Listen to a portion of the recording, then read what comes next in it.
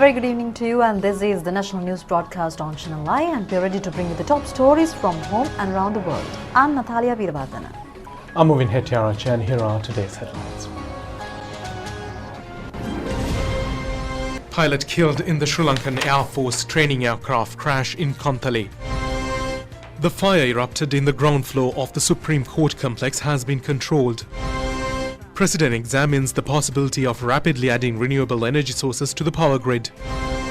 Sri Lanka pays the loan installments without shortage amidst the global pandemic. Transporting passengers in accordance to the number of seating facilities in the public transport services has been made compulsory. The decision on provincial council elections will be made soon. And now the news in detail. A special committee has been appointed by Sri Lanka Air Force Commander Air Marshal Sudarshana Patirana over the crash landing of the PT-6 training aircraft belonging to Sri Lanka Air Force. Training Cadet Officer Shalina Amarakon, who had piloted the aircraft, has died from the accident. A PT-6 aircraft utilized at the flying training wing of the China Bay Training Academy of the Sri Lanka Air Force to train pilots has been encountered with the accident. Sri Lanka Air Force has indicated that the aircraft, which had left the China Bay airstrip at 1:05 p.m. today, had lost contact with the control tower at 1:15 p.m. Subsequently, during the search operations, it was confirmed that the aircraft had crash-landed near the Janaranjana tank in Suryapura on Kantale-Alla Road, at a distance of 14 nautical miles away from the training academy. The medical and rescue teams of the Bay Training Academy of the Sri Lanka Air Force had reached the crash landing site and had taken the injured pilot to the Trincomalee General Hospital. The trainee pilot had died from the sustained injuries upon admission to the hospital. The trainee pilots should undergo a specific number of flying hours in piloting the aircrafts on their own, following the completion of specific number of flying hours in piloting the aircrafts under the guidance of an instructor. The newly enlisted pilots of the Sri Lanka Air Force received the basic pilot training with the use of PT-6 aircrafts. Media spokesman of Sri Lanka Air Force Group Captain Dushan Vijay Singh said that the deceased training cadet officer had not maintained communications with the control tower following the takeoff. Deceased training cadet officer Shalina Amarakon is a past student of Kegalle Mahavidyalaya. A resident of Mapitigama Ruanvella, he had joined the Sri Lanka Air Force in January 2019. He commenced his training as a pilot in July 2019. President Gotabaya Rajapaksa examined the possibility of rapidly adding renewable energy sources such as wind, solar and natural gas to the power grid. As per the Saubhagya Dakma policy statement, by 2030, the government expects to meet 70% of the total electricity demand from renewable energy sources. Many countries in the world are turning to renewable energy sources for power generation. During discussion on power generation held at the Presidential Secretariat today, President Rajapaksa stated the generation of renewable energy should be carried out expeditiously on a systematic manner with short-term objectives. The government aims to meet the increasing demand for energy from renewable energy sources, implementing development projects in the future. Under its first phase, the wind power project installed in the island of Mannar has added 30 megawatts to the main power grid. By the year 2021, this capacity will be increased to 100 megawatts. Wind farms are also being built centering on Chunnakam and Punnari. It is also planned to gradually increase the power share generated using solar power and natural gas. The President emphasized the government should intervene to remove all obstacles faced by private entrepreneurs when implementing projects while providing all the incentives needed. Minister of Power and Energy responsible for obtaining prior approval from other institutions and awarding it to investors. President Rajapaksa also said the Board of Investments and Ministry of Power and Energy should jointly take steps to explore the investment opportunities, implement projects expeditiously. Solar power generation is to be done under several schemes. One of the projects will be implemented to identify 100,000 Samruddhi families and to build solar panels on the roofs of their houses and provide them an additional income. The President further stated government should bear the cost of 800,000 rupees per house for this project.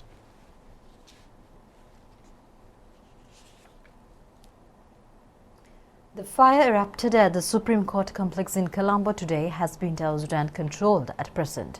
The fire had erupted in a defective material storeroom situated in the ground floor of the Supreme Court complex. The fire had erupted at around 4:30 p.m. today. Prompt steps were taken by the Fire Brigade, Sri Lanka Air Force and security forces to douse the fire.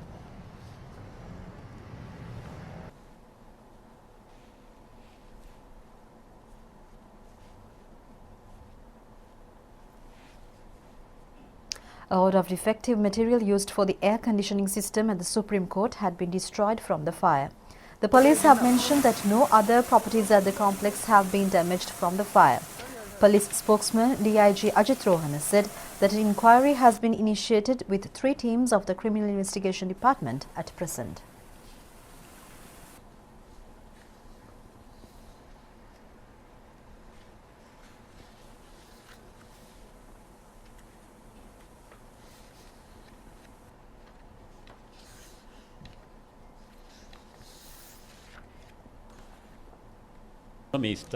Deputy Director General of Health Services Dr. Hemantha Herath says the Ministry of Health has issued guidelines for the public to adhere during the festive season. He made these remarks at a media briefing held today.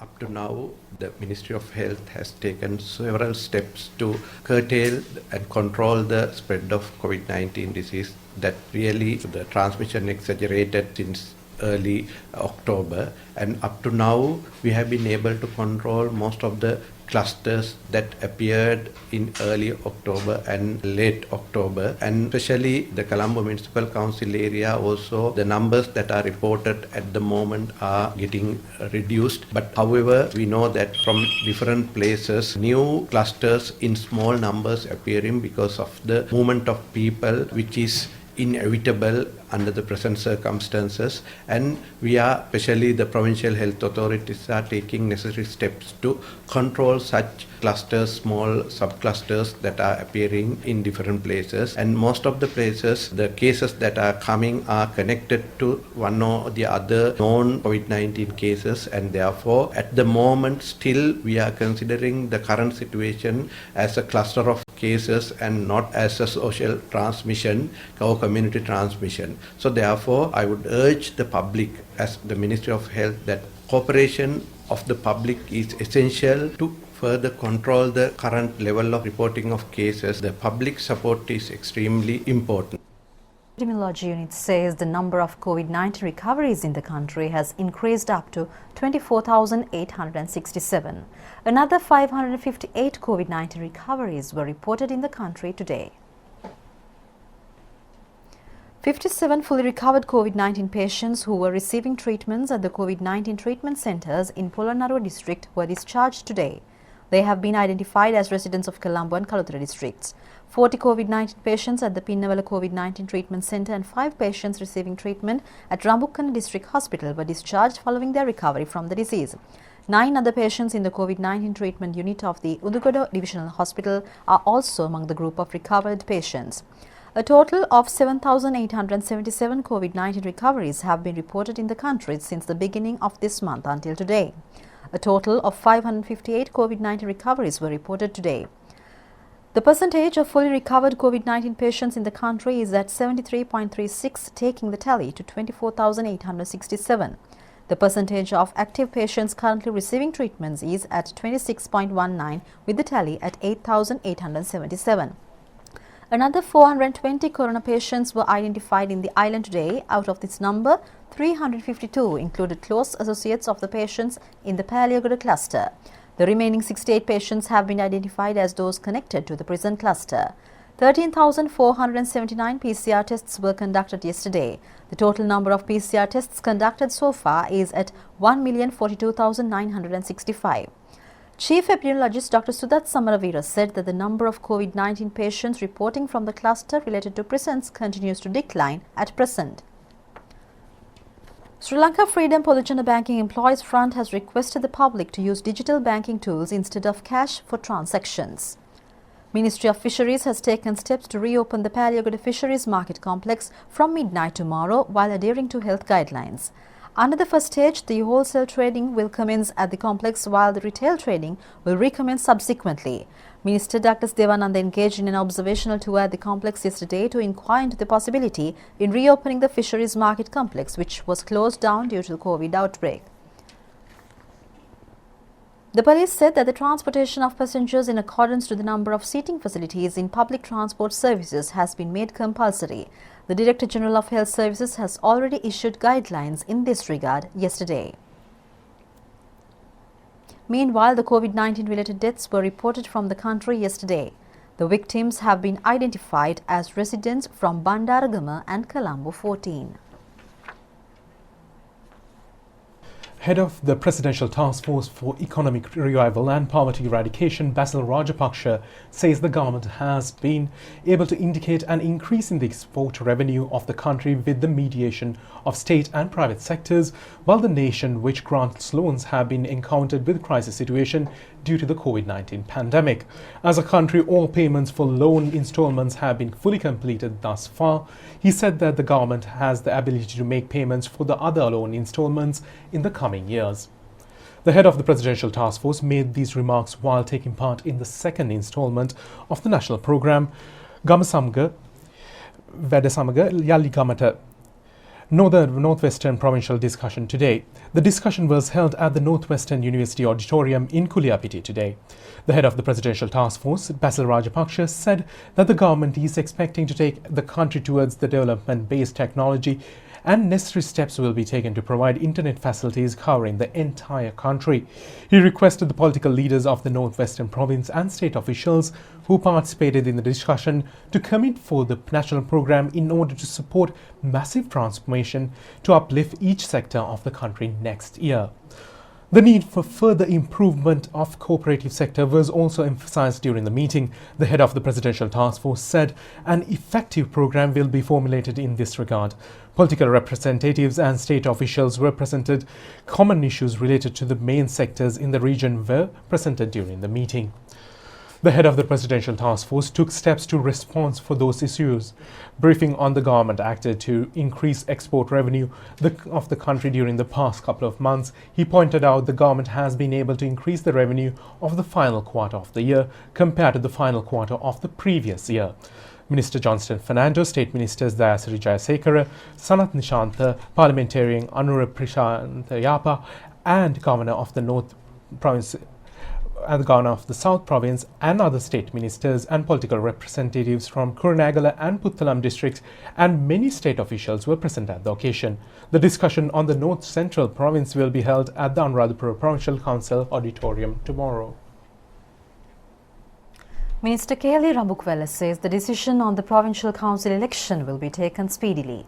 He made these remarks while speaking at the media briefing held to announce the cabinet decisions today.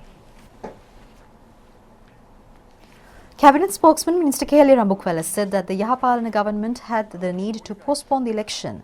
He said that the previous government postponed the election without setting a new date while hindering the fundamental right of the public to elect their governing authority.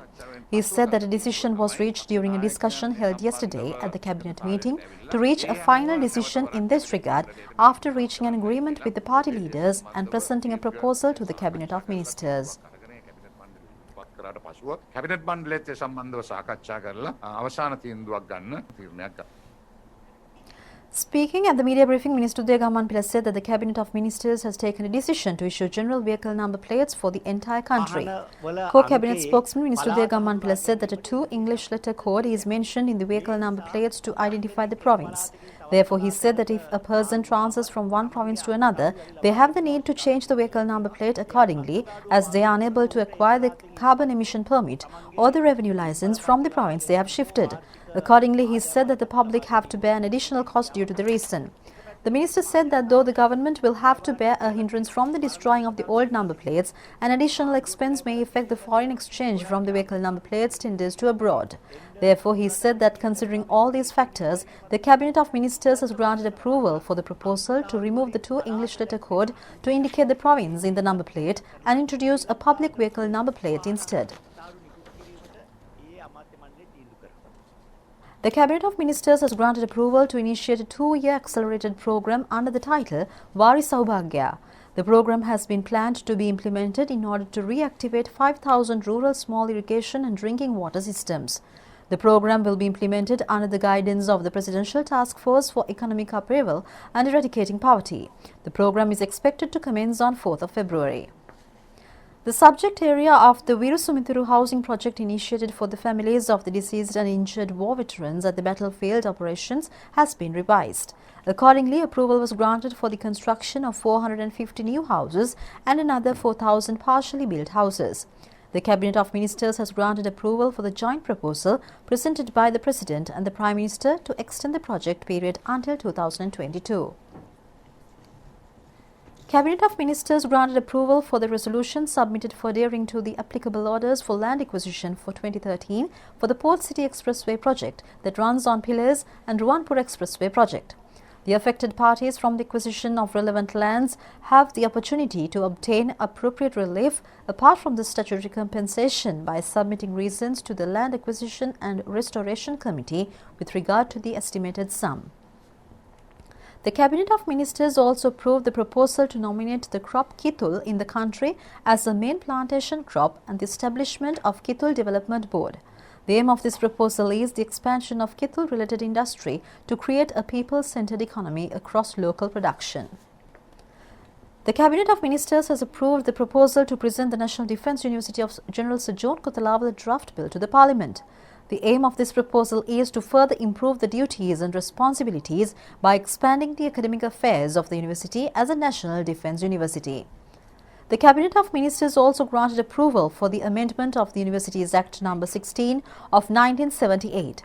The Act will be revised with the aim to convert nursing colleges and teacher training colleges into universities.